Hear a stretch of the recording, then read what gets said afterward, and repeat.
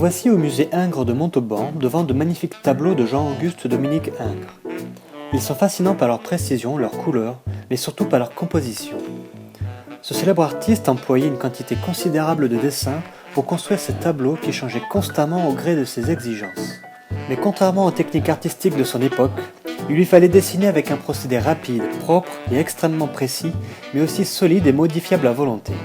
Son secret, le crayon au graphite moderne.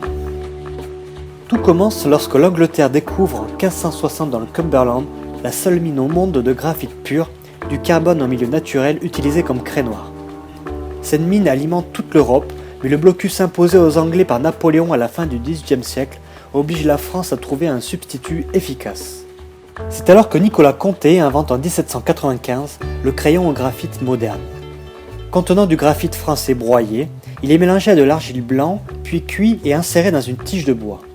C'est un outil précis, souple d'utilisation et bon marché.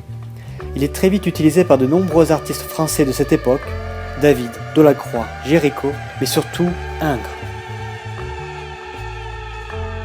Pour réaliser des tableaux monumentaux, Ingres avait besoin de composer et de décomposer ses dessins d'études régulièrement.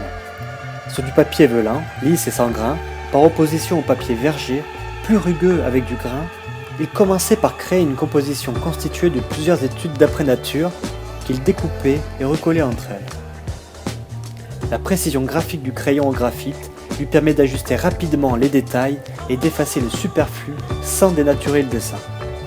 Grâce à du papier velin ou verger imprégné d'huile ou de vernis, Ingres obtenait du papier calque transparent qui lui permettait de modifier sa composition pour la rendre plus cohérente. Une fois le dessin finalisé, il finissait par le reporter sur une grande toile grâce à la technique de la mise au carreau qui lui permet de conserver très précisément les proportions.